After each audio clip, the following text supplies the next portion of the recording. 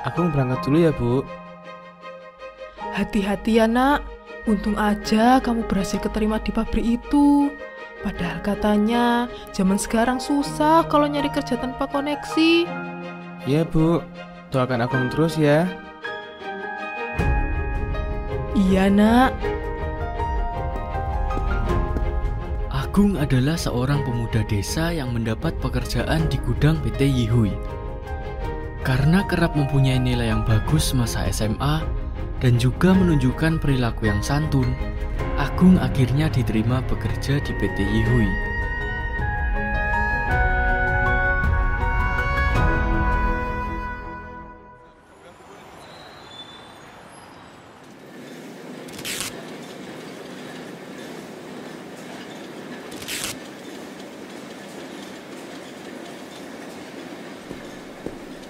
Wah, kerjamu cepat juga ya. Biasanya pegawai lain hanya bisa mengerjakan seperempat dari yang kamu kerjakan. Bagus, pertahankan ya. Terima kasih, Pak. Kalian kalau kerja tuh kayak Agung. Sikap, satset, nggak banyak ngobrol. Paham nggak? Paham, Pak. Ya sudah, lanjutkan kerjaan kalian. Siang ini batch pertama harus beres ya. Bocah ingusan itu datang-datang nyari perkara. Gak bisa kita biarin, bos. Lihat aja nanti. Kita harus kasih dia pelajaran. Kasih paham siapa penguasa gudang ini. Siap, Bos. Halo semua, sebelum nonton jangan lupa klik subscribe dan lonceng ya. Terima kasih.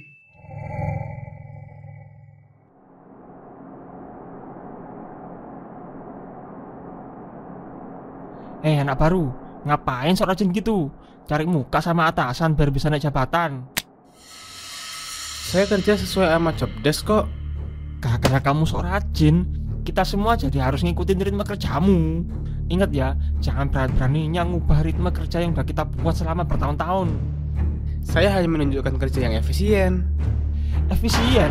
Bocah kampung tahu apa sih soal dunia kerja di kota? Kerja itu gak usah dibuat bagus, yang penting selesai.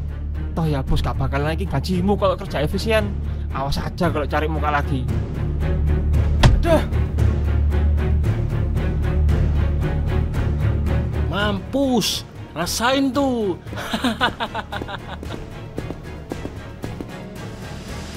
Walaupun mendapat ancaman dari Danu dan rekan-rekannya, tidak membuat Agung berkecil hati atau bekerja malas-malasan. Dia tetap bekerja dengan rajin. Hal ini tentu saja tidak disukai oleh Danu dan rekan-rekannya.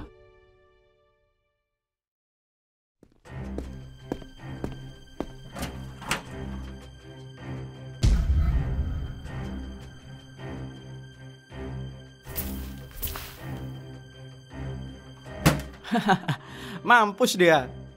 Dapat bubuk gatalnya dari mana, bos? Ada pokoknya. Dah jam pulang. Cepet cabut dari sini. Siap.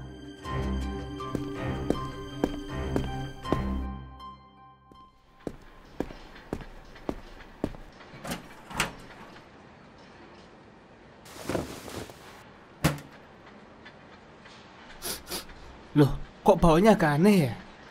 Apa udah waktunya kucuci ya? Aduh, kok jadi gatal-gatal sih? Aduh, gatal banget. Kenapa, Gung? Gatel. Makanya mandi yang bersih. Ingat, kalau mau kerja di sini harus bersih dari kutu. Saya nggak kutuan, cuman kayaknya ada sesuatu di jaket saya. Ih, jaketnya kutuan. Sana, jangan nyebarin ke orang gudang lainnya. Makanya, jangan berani datang kita.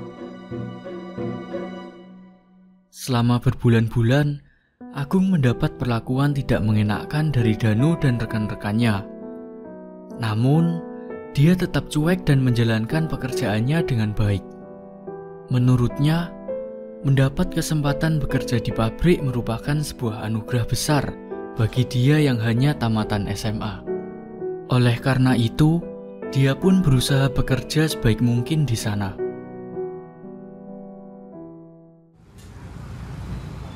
Weh. Tetanggaku lagi foto-foto di bawah pohon sakura, Rek. Kapan ya aku bisa berangkat ke Jepun? Ya berangkat toh. Ginjal masih 2 kan? Iya ya, aku kenapa kok gak kerja ke Jepang aja dulu? Di sini gaji kecil, tapi jam kerja gak karuan. Emang gajinya berapa sih di Jepang? 2 digit nyampe. Gaji 2 bulan motor NMAX juga kebeli. Rugi emang kerja di sini. Wah, kita harus minta naik gaji. Masa kerja di luar bisa lebih menguntungkan daripada di negara sendiri? Gak bener ini. Ayo demo. Bener. Ayo demo. Gak rame, gak asik. Oke, boleh. Kalian maju duluan ke ruangan bos. Aku nanti nyusul setelah ngajak anak-anak lainnya. Gas. Ayo kita demo sekarang.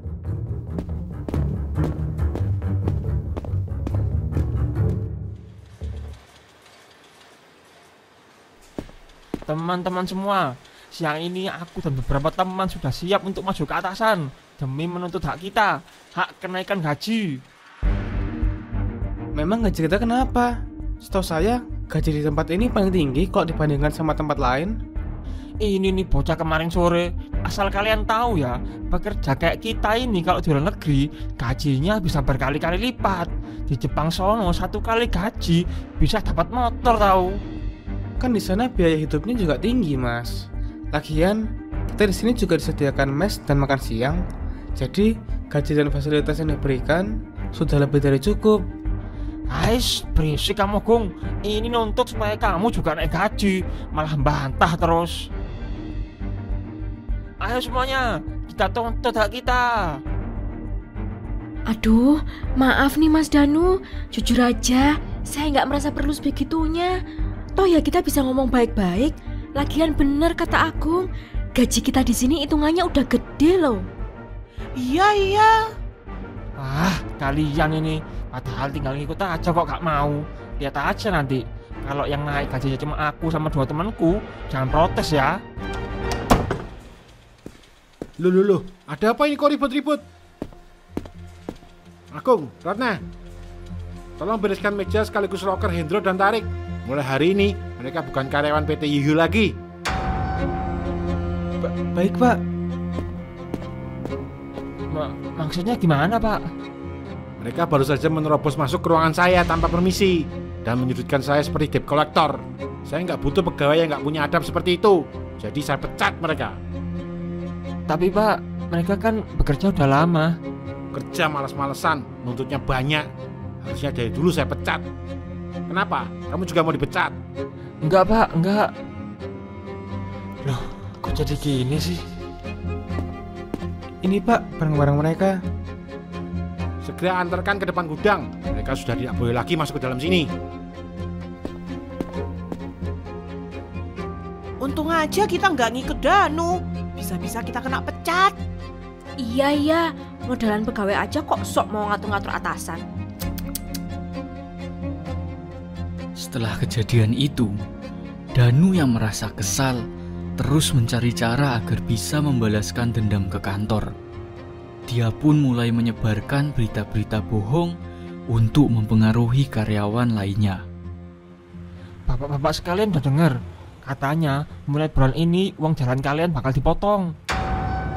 Bahkan sekarang udah gak ada lagi uang lemburan buat anak-anak kantor. Yang bener. Mana mungkin saya bohong. Sampean kira 2 teman saya kemarin dipecat gara-gara apa? Masa minta naik gaji langsung dipecat? Kan gak masuk akal. Teman-teman saya itu tahu kalau ada kecurangan di kantor. Jadi uang lemburan bakal masuk kantong bosnya sendiri. Wah, gak bisa dibiarkan ini. Kita gak boleh diam. Nah, gitu dong. Saya mau ngabari anak-anak yang dalam dulu. Nanti kita demo sama-sama.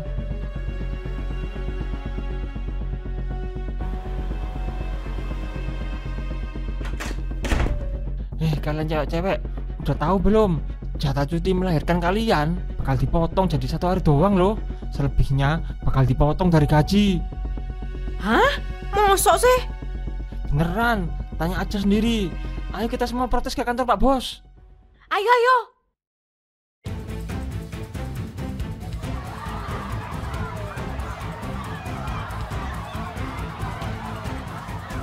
Loh Mbak, ini kenapa?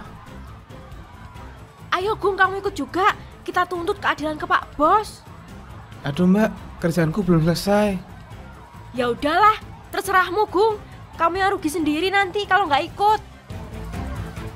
Danu akhirnya berhasil melakukan swiping di tempatnya bekerja. Sesampainya di ruangan atasannya, dengan lantang dan menggunakan toa, Danu menuntut kenaikan gaji dan tambahan jatah cuti. Kami menuntut hak kami, kenaikan gaji 100% dan tambahan cuti 3 hari setiap bulannya. Iya. Kalau gak sanggup nyanggupi, lebih baik kami mogok kerja. Loh, apa-apaan ini? Kenaikan gaji 100%. Mana bisa seperti itu? Dasar Bos Zolim, kita akan berhenti bekerja sampai tuntutan kami terpenuhi. Ayo semuanya kita pulang. Tempat ini gak akan bisa berjalan tanpa kita. Ayo.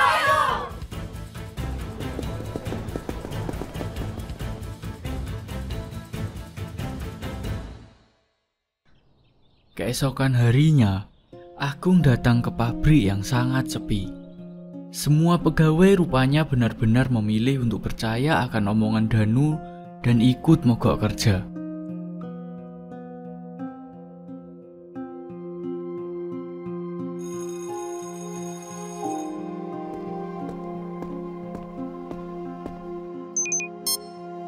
Loh, Agung, kenapa kok di sini?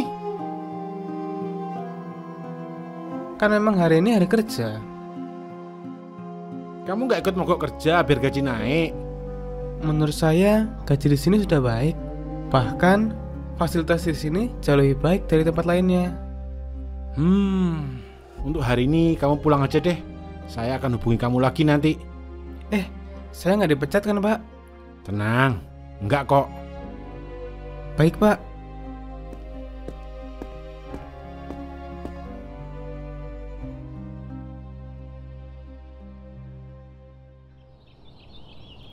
Enaknya gak kerja, bisa bangun siang, mandiin motor gantengku ini, biar bisa gonceng Elsie. Indahnya dunia. Ini surat apaan? Hah? Surat pemecatan? Halo? Danu, gimana ini?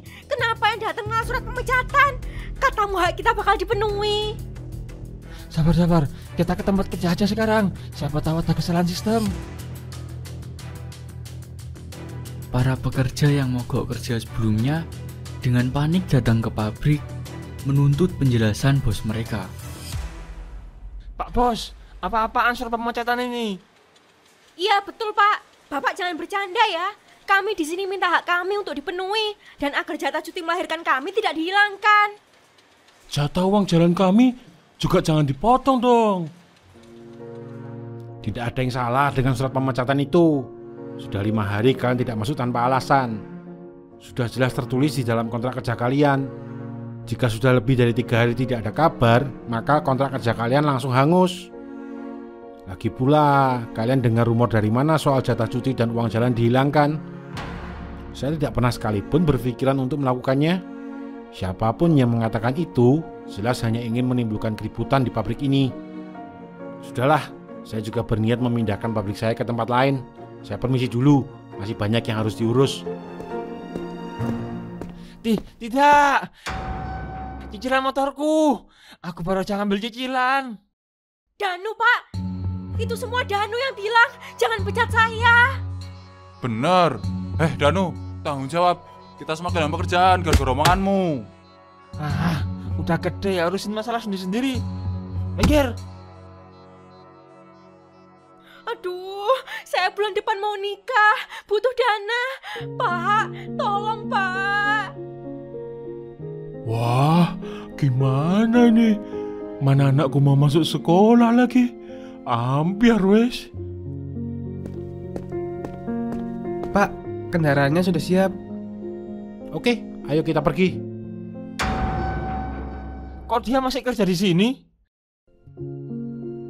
Di saat kalian semua mogok kerja, cuma aku ingin datang untuk bekerja. Dia juga tidak pernah termakan isu-isu miring yang menyebar entah dari mana. jelas saya tidak akan menyanyiakan karyawan seperti Agung. Jadi, Bapak nggak pernah mau motong jatah cuti kita? Tentu saja enggak, itu adalah hak kalian. Ya sudahlah, saya tidak punya urusan lagi di sini. Ini semua gara-gara kamu, Danu. Kalau aja kamu nggak pernah ngompor-ngomporin kita. Dasar penipu. Iya, kita jadi pengangguran gara-gara kamu. Ampun, bukan salahku. Jangan lari, tanggung jawab, boy. Semenjak kejadian itu, pabrik pun dipindahkan ke kota lain. Agung kini naik jabatan menjadi kepala divisi pergudangan. Walau begitu, dia tetap menjadi pribadi yang sederhana serta menjadi atasan yang baik untuk bawahannya. Nasib Danu sendiri kebalikan 180 derajat. Dia bekerja sebagai pemulung karena namanya sudah di blacklist oleh pabrik-pabrik lain. Dia sempat hampir diterima sebagai kurir online, tetapi gagal karena ada mantan pegawai pabrik yang sudah duluan bekerja di sana. Mereka semua dendam ke Danu, sehingga dia sulit mendapat pekerjaan kembali. Dikarenakan sudah tidak sanggup bayar kredit dan kontrakan, Danu kini tidur di depan-depan ruko saat malam hari. Dan hanya bisa meratapi nasibnya yang hancur karena keserakahan dia sendiri.